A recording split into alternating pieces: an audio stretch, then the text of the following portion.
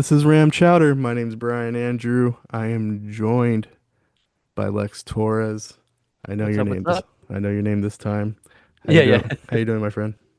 Good, good. I'm not gonna lie, I am shocked by the amount of news and the rate of news since our first episode. Normal podcasts usually go once a week. Around there's like a good pace, right, for a new podcast like ourselves. But I'm shocked. We're just days removed. It feels like, and a lot to talk about. Yeah, if I could be honest with you too, as a Rams fan, for the most part, Hmm. usually I follow the off-season news. I look into things a little bit, and then I'm like, okay, cool. I Yeah. like the sound of that, and then usually I'm kind of like, okay, cool, But this time, now that we're doing this podcast, I was like, I really need to dig a little deeper into what each of these moves mean. Same. Like, because usually I could have an opinion about it in training camp. I could have an opinion about it in the preseason season or whatever. When it comes to fantasy football, I might have a deeper opinion. But Mhm. now that we're doing this podcast, I'm like, oh, uh, what does getting Jaylen Watson mean? Yeah, yeah. How Why does are this we? affect LeBron's legacy? Yeah, why? Yeah, yeah. Did we need both Chiefs cornerbacks? Stuff like that. So, yeah, the biggest news that we have received in the last few days since free agency kind of opened, tampering Mhm. season, I guess some people like to call it. The Rams have signed Jaylen Watson from the Kansas City Chiefs. Mhm. It's a $51 million deal. It's got an AAV of $17 million. Yet, it was structured in a way that we're only having a cap hit of $7 million this Mhm. year, and then we're gonna pay 20 plus over the next two seasons. So Gotcha. McDuffie, I'm gonna throw it out there because I feel like it's also kind of related. Yeah. Signed his extension. He's gonna be making 30 plus $1 million on that extension. He's gonna be the highest paid cornerback in the league once that deal kicks in. It does not kick in until 2027. He's making $13.6 million. So combined, they're only making $20.6 million as a cap hit to the Rams. Doesn't sound like a bad deal to me. And then the following season, it's going to be a $50 million investment into these two players. Yes. So that's the so context out in the open. What are your thoughts? Yeah. So I'm gonna kind of go in Quentin Tarantino order here. I'm gonna go with McDuffie first. Um, Exiting our episode one of Ram Chowder, we had I could tell we both kind of had some excitement, but also some, ooh, did we give up too much? Um, I am now feeling like maybe we didn't give up too much, right? Especially with the kind of the idea of um, having him for multiple years now, McDuffie, and so this is an elite cornerback. Um, like you said, he's now the highest paid corner in the league. And you've made a past references to things about how the Clippers have been run as of recent, and I remember we were kind of brainstorming before this episode where you have like a kind of relatable comparison for a future player we're going to talk about in this episode. But this kind of reminds me actually of, if I can compare it with the Dodgers when we first got Mookie Betts. It was kind of a similar thing of we traded a few different players, including Alex Verdugo, for Mookie Betts, but everyone was always like, "Hey, it's the COVID season. It's a dying deal. Ha ha ha." The Red Sox won, and then all of a sudden the Dodgers signed him for 10 years. Right? This kind of feels like that feeling where I was unsure during episode one about, darn, like did we give up too much for McDuffie? Now I'm feeling much better about it. Um, I don't know. Like, where do you stand on the McDuffie extension now? So you already alluded to it, so I'll get into it, and I'll try not to get too. I'm not trying to drive our Laker fans away, so I will. So I do a Clippers podcast, so I have to dig deep into that. So Paul George, there was a Paul George trade to the Oklahoma City. Well, the Oklahoma City Thunder traded Paul George to the Yeah. Clippers.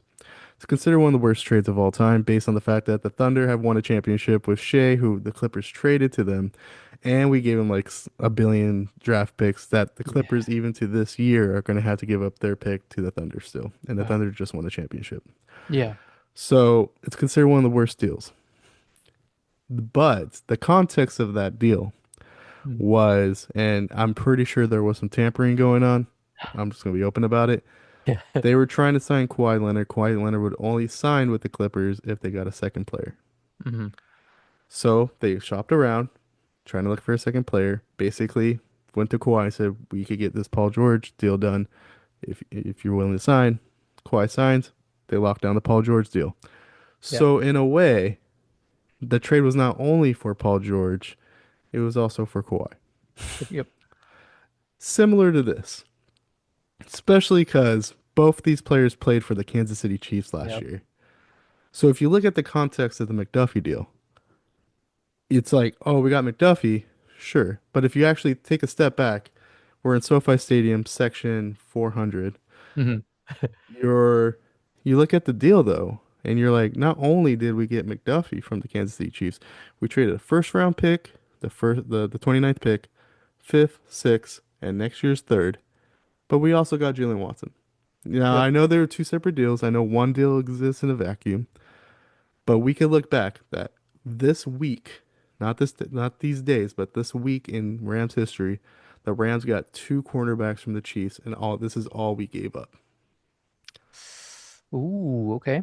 So if you look at the deal, like for McDuffie, maybe we did give up too much. For McDuffie and Watson, actually, it's not too bad of a deal because you're getting two cornerbacks. I like to use the PFF grade Yeah. because I just feel like it's a very good, especially in off-season discussions, a very good context of where is this player in regards to the rest of the league and the market that they have. Hmm. So the Rams got two top 20 corners in last year due to via PFF grade, right? Correct. But the Rams also have two safeties that were highly ranked in PFF.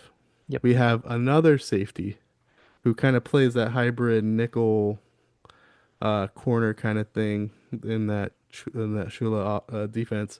Hmm. He's got a high PFF grade. You know, Gotcha. that everyone's above a 70, 75-ish range. And so we have probably we went from having a very, how should I put it? Like very, I don't want to say weak, but very, it was a passable secondary. It got us to the NFC Championship, but Yeah. it had its limits when you arguably playing against the best wide receiver in the league. Yeah. So, And then there's some holes exposed. Yeah. yeah. Throughout the games. Yeah. So now have we pretty much brought in two of the better corners. Some Yep. people on Twitter are arguing that Watson's actually better than McDuffie. Mm. I would say the market's saying otherwise because McDuffie's going to make $30 million next year at best. Watson's making 20. The market or the Rams at least think there's slightly a difference between the two. Yeah. But we'll get to this later. We re-signed Kroll, Hmm. Cam Kroll. We still have Cam Kitchens. We have Quinn Lake. Yep. This is a very solid secondary now. Yep. You can maybe argue it's probably one of the best secondaries in the league. Obviously, we got to make sure we get through training camp healthy. We have to get through preseason healthy. I will get into what we need to do next. I Yeah. do think we need some reinforcements. Injuries do happen, Hmm. but I just personally feel like we've upgraded quote unquote our weaker part of our team. Now we can expand and look at what are some other holes. But Yep. I've talked for a while. Do you have any other thoughts on the Watson signing, the McDuffie deal, how our corners are looking now?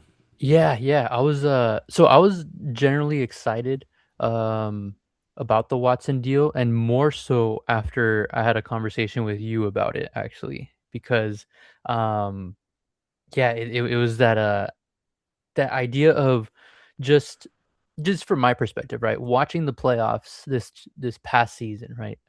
It just freshly ended, right? I know for a lot of us Rams fans, the wounds are still, still open a little bit. Um, but I feel like the holes were exposed in those playoff games. We needed, a better secondary, right? Just a secondary that won't make um, costly mistakes that could have been prevented in the playoffs. Plain and simple. And my general feeling now is um, I was uh, I was hopeful about McDuffie. I am now excited about McDuffie and Watson, if that makes sense. And it kind of like to piggyback off of you, right? It does feel like, all right, now I don't think we gave up too much, right? But yeah, I think and kind of like a quick final thought before we before I hand it back over is yeah, like you said, it allows us to kind of try to look into what's next and what some of our other holes are.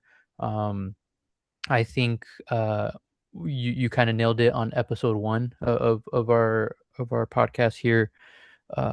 Offense doesn't seem to be anything we have to drastically improve. Um, Maybe I could go for another defender. I feel like, and that's kind of like a little bit of a preview of something we possibly could continue to add, if that makes sense. Yeah, like for example, like me and you both sometimes, like we did in episode one, and even in this episode two, we're kind of Mhm. like putting the secondary all in one little umbrella. Yeah. Like our safeties did really well last year, but they were stressed. They were they were Yep. caught out of position because the corners had a difficult time, keeping up, and it Yep. made Shula kind of have to rely on a lot of zone, and I think he will always default back to zone. So we'll see some zone next year too. Yeah. But I feel like now he could get a little bit more creative with some of these coverage packages. He's got two corners that you could leave on an island for, Hmm.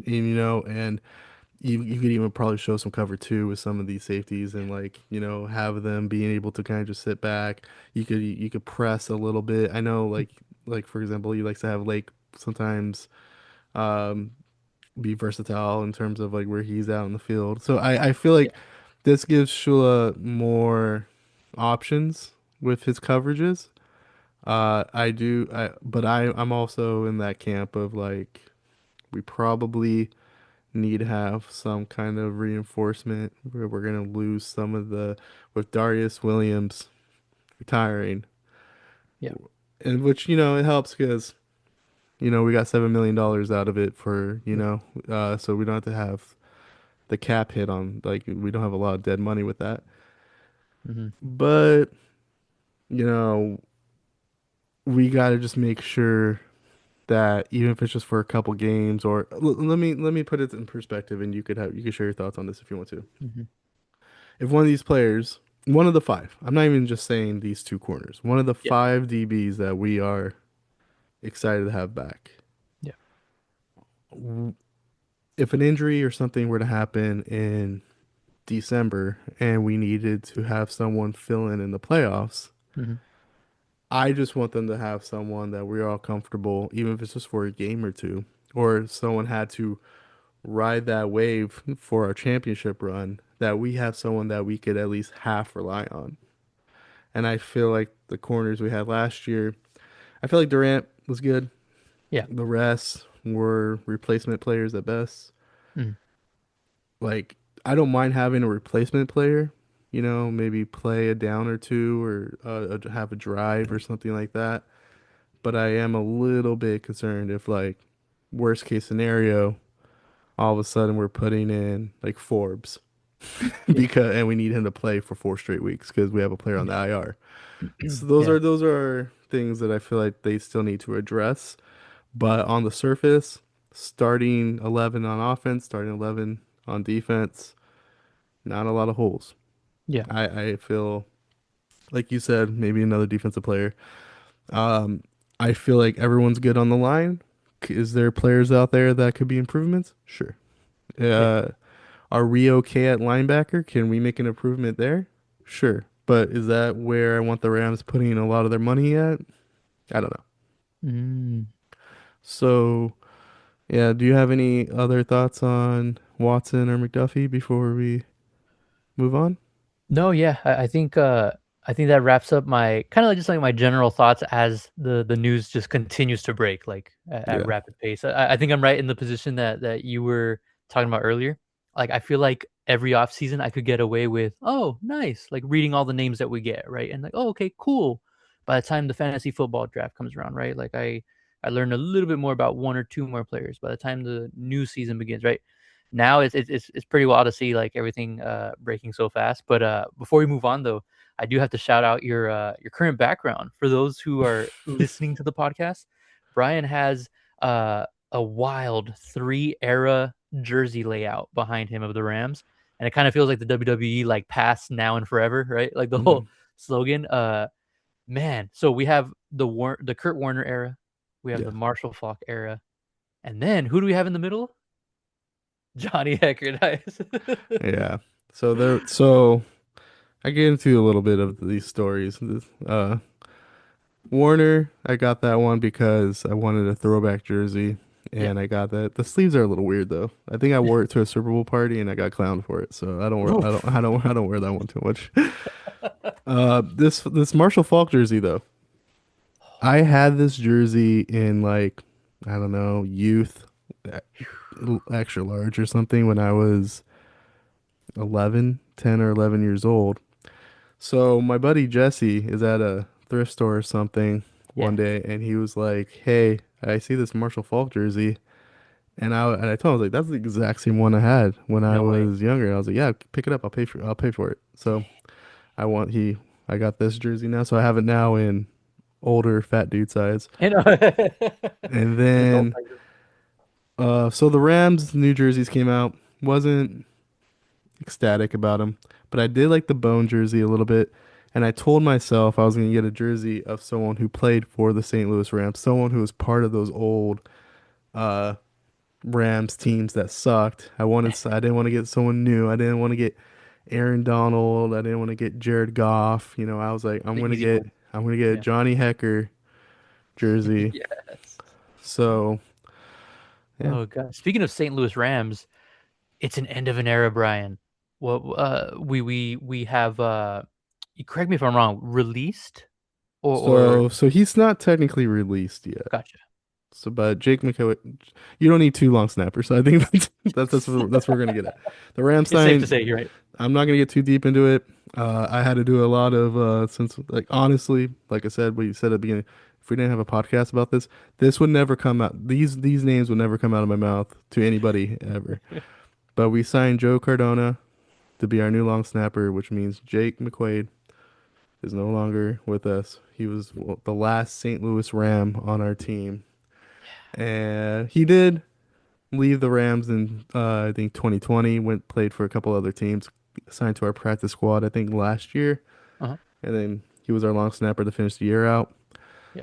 So the last St. Louis Ram, the last of these gold Navy Rams to Yeah. play for our team. So Wow. end of an era. Those are all my thoughts on it though. Yeah, yeah, yeah. That's all I'm gonna say. um, Oh man. So end of an era, and then what can we look forward to now? Like what are some things that you're seeing out here on free agency or as Brian called it, right? The tampering agency, right? Before things get in sign and ink, right? Probably the same day that this episode might air. What are some things to look forward to? What are some things we can expect? Some things that you would like to see? so I don't think there's a lot of holes on our team, but there is a lot of improvement we can make. And if you wanted to say there's a hole, I'd probably say it's the third wide receiver position. Uh, Nice. if you look at the history of the Sean McVay offenses, Hmm. there's usually that guy who gives you at least like 500 plus yards in that third wide receiver position. Yep. There was a couple years I'd have to look back where we it depends on like how your top receiver does and how many yards or so they get. Hmm. We've seen some good wide receiver threes. There was an era where we had like the Sammy Watkins, Yep. you know, as wide receiver three, and then there was like that 2021 year where the year after Super Bowl, I think it was 2022, Yeah. I don't think we had any 1,000 yard receivers, and it just sucked. So, Yeah. so, um, the way I look at the third wide receiver on the Rams more so is I don't trust, and it might not be fair, but Mm. I'm one of those guys who thinks in football when father time catches up to you, it Yeah. it does, and some people could kind of beat the father time Yeah. allegations or whatever. That doesn't even make sense. No, you're good. Uh, Especially in football, like you said. but like I have a strong rule when I play fantasy football. I don't draft running backs after the age of 28. Yeah. I just don't do it. It's like the Leonardo DiCaprio rule. Yeah. Yeah, 100%. So, Davante Adams is in his 30s. He's still good. He's Yeah. still great. Solid wide receiver too. I think the Rams need I think the Rams need to draft a top end wide receiver to kind of be wide receiver four. Gotcha. If there's an injury, they can slot in to Yep. one of those top three wide receiver spots. So there's been some, I don't want to say rumblings, but AJ Brown was on the market Hmm. and the Rams were in the mix. And so it seems like the Rams want to swing big. That's swinging pretty big. Yeah. The Eagles were asking for too much. The Rams were like, we're good. Yeah. So and then Brian Thomas from Jacksonville was on the market, and then Adam Schefter basically said he's not on the market. So we'll see how that goes. Yeah. But I feel like the Rams are going out there trying to get a wide receiver. Like Romeo Dobbs signed with the Patriots today. Hmm. I don't know. I'm in the camp of like they don't necessarily need to put a lot of money into this, especially because in Sean McVay offenses, the third wide receiver doesn't get as many yards as the top two. And if Davante Hmm. Adams stays healthy, you don't want to invest a lot into that position, or you don't want to necessarily upset a third wide receiver because they're not getting the ball. They like getting the ball. Yeah. So, Absolutely. but if you want to win a championship and so a player wins a championship and basically they get the guaranteed second spot next year when Davante Adams maybe is no longer on the Rams, Yeah. because I don't see the Rams wanting to pay Davante Adams what Davante Adams is currently getting paid. Hmm. But they maybe on a discount. Davante Adams did say he wants to retire a Ram, but that could be as early as next year. Who knows? Yeah. Yeah. So I'm kind of in the position that they're going to go get a third wide receiver. I just don't Hmm. know how big of a swing it will be. Hmm. I wouldn't be surprised if we're relatively disappointed in it. I'm still in the boat that I want them to draft Makai Lemon from Yeah. USC, Yeah. and he could be the third wide receiver. But I feel like they're going to want to get a veteran to take the third spot, maybe draft a rookie to be the fourth spot, and then as this era kind of floats into the next one, that person can maybe be the new wide receiver one or be the wide Mhm. receiver two next to Puka, right? Yeah. Yeah. I do feel Davante Adams and the new wide receiver they're bringing might not necessarily be part of the next era, but we'll see. I don't know who that is though, Yeah. because I would have never put AJ Brown on my radar That would have been wild. until he was on the radar. So Yeah. do you have Yeah. any thoughts on needs or what do you think is next? Yeah, I guess starting with the wide receiver idea, you sort of floated that into my kind of onto my radar in during episode one. I do like going young with the wide receiver four idea, like that you had, right where they could slot into the three if they had to. Um, and for those who might know Brian from past podcasts, he is an alumni of USC, so but yeah, I wouldn't be mad at the USC wide receiver. But let's just say hypothetically speaking, right? If the Rams do decide to, hey, like we've always had a wide receiver three that gets 500 plus yards, right? That's like decently active every game, whether active means uh 2 for 4 or going 4 for 8, right? Um, what would you think, or how likely would this scenario be if, and how would you feel if the Rams got someone like a Stephon Diggs? Oh, I like that. I like that you actually gave me an example. I like that. All right. Sure. To me, I feel like he's in the back half of his career. He's in the Davante Adams camp. But like I said, I don't. I think if they drafted a wide receiver, that one would be the next one Mhm. of that era. I Gotcha. do feel Diggs still has. If we're, let's just talk football. Hmm. There's a lot of off the field stuff Yeah. that could follow him. Yeah. That can maybe make it a bad signing for the Rams. And then Uh, throw Los Angeles in the mix, right? Yeah. yeah. So I feel, but if it's just football, Hmm. like if like yeah, you sign him to a 1 year deal, put him at maybe he'll take a pay cut because he seems to like watching Super Bowl celebrations. I'm sure he wants to be part of one. So I feel I I I wouldn't be against it, but I feel like the Rams could do better. Yeah. Gotcha. They could do younger, they could do better. And Gotcha. by younger, I don't mean like you have to go out there and get a 23-year-old stud. Like I mean like you Yeah. can still get someone who's like 29, 30, who's been in Hmm. the league for a while. But I Yeah. feel like reserve the veteran wide receiver thing to Davante Adams and try to get someone who still has some peak years left. Hmm. I still think Davante Adams might be better than any of those players' peak years, but Yeah. that being said, yeah. Definitely. Definitely. Yeah. Absolutely. Absolutely. And then, yeah, just some general what's next things. I don't know if you want to talk about, not even just Rams things, but um, like news that literally just broke not too long ago, right? With the Maxx Crosby thing, we thought that both Brian and myself thought that was going to be not even something mentioned in episode 2, but then just recently the trade fell through to the Ravens. So, what do you think of what do you think of that situation? And any other Rams implications, whether it be Crosby or other players? So once the deal happened, I'm not gonna like I don't agree with Max Crosby on a lot of things. As a Clippers fan though, I'm like slightly open to, Yeah. the celebrity aspect of it being at Clipper games or whatever. Mhm. But this is okay. When the trade happened, I kind of had like a not my pig, not my farm kind of Yep. mentality toward it. It's like, all right, he's in the he's in the AFC North. Don't have to worry about that. You know, Yeah. he could go play over there. That's Joe Burrow's problem.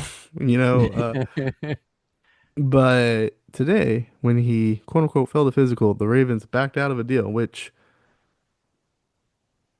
in my opinion, it's March. He had knee surgery in January. His timetable says he should be back by June.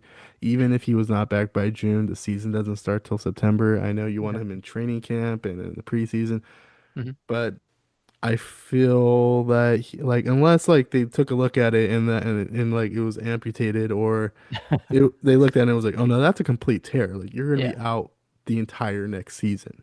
Yeah. I don't know if the Ravens saw that. But if maybe they did, Mhm. and then they backed out of the deal. But I feel like if they really wanted Maxx Crosby, they would have just been like, okay. There's a lot of trades that happen in sports where you get an injury, a player who has an injury, and you're like, it's the rest development. It's like it didn't work for them, but it could work for us, Yeah. kind of thing. Yeah. I, but now he's back on the market, and the Raiders are saying all the right things. They're like, oh yeah, we'll get him healthy. He's gonna play for us, kind of thing. Mhm. I know the Cowboys are interested. Adam Schefter just like honestly, by the time this episode comes out, Mhm. the Rams are probably gonna get a new player. Max Crosby is gonna be on a new team. So, Yeah. but Max Crosby, well, the Rams were part of that original list, Yeah. Yeah. and the price just went down. Yeah. So, and I know some people have mentioned that might not be a good fit in the scheme. Uh, correct me. Someone could correct me if I'm wrong. Jeff Fisher had a 4-3 base. And then when Sean McVay took over with with his defensive coordinators, it would change to a 3-4 base, and they still made it work for Aaron Donald. You Mm. bring in Max Crosby, they'll figure out how to make it work. Yeah. Like they'll put him in spots, But the thing is, like, and that's how I feel about the D line too. It's like it's really good, Could it improve in some areas? Sure. Yeah. Is Maxx Crosby an improvement? Sure. Do you Mhm. have to make that improvement? Maybe not. But Mhm. I don't know. I'm kind of in the camp of like, wait and see. If we got him on a huge discount, cool. And worst case scenario, if it doesn't work out, his injury's worse, we still have the defensive line that we originally were going to go into the season with that we have Yeah. right now. Yeah. So I don't know. But I would want a discount at this point. I don't want to see first round picks. I don't want to see second round picks being shipped Yeah. out. But also the Raiders are like, hey, we just traded Maxx Crosby for a really good package, and now we're being told that we have to trade him at a discount now. That's not fair. Hmm. So I can maybe even see the Raiders holding on to him, but I think he has to get traded at this point. You can't just ship a guy out, take him back. Yeah. So what I'll let you have your thoughts. Like I don't know if you want Maxx Crosby, you want somebody else, if you want to improve somewhere else. Yeah, yeah. No, yeah, just even the thought of Maxx Crosby, the idea of Maxx Crosby on defense, it's a fun idea. I think that's one of those players who you look at and you're like, you see what he does to other quarterbacks, and not just on the stat sheet, but just the mentality, right? Like how he is able to get into other quarterbacks' heads, right? Um, but yeah, the Ravens saw something. What we could find out sooner or later exactly what they saw. The reason is probably going to leak sooner or later. And as Brian mentioned, this episode could release maybe even like an hour after we actually get the news, right, of what actually happened. So who knows? We might have a new update by the next episode. But a fun idea. I would like to know a little bit more though before we trade away the McVay special of every first round pick Hmm. that we have left. I So I really want Mekhi Lemon. If they trade that first round pick for a guy who might have like a torn up knee, I'm not gonna lie. Oh, I'll be a little annoyed. I wouldn't have been annoyed last week when I guess I didn't know he had knee surgery, but now I yeah, would be. Before yeah, before we go, just quick thoughts. Rams re-signed Tyler Higbee and Cam Curl. You got any quick thoughts on that? I think it's good. I'll be yeah, honest, I did not see that happening with the Tyler Higbee thing because I really felt like we were committed to Colby Parkinson and uh Terrence Ferguson. Sorry, I lost my thought there yeah. for a second. No, no, So yeah, you're good, we you're have good. a deep tight end room, and I just I was thought just about that to say, that's a lot of money to give to someone that you didn't have to. But I think they Stafford must have gotten someone's ear and says I want Tyler Higbee back. But yeah, absolutely, absolutely, yeah. Quick thoughts on my end. Curl, I like it. I like it. It's solidifying our defense, right? Um, that's where we needed most help. I'm glad to keep Curl in that regard. Higby, I think showed some great flashes this year.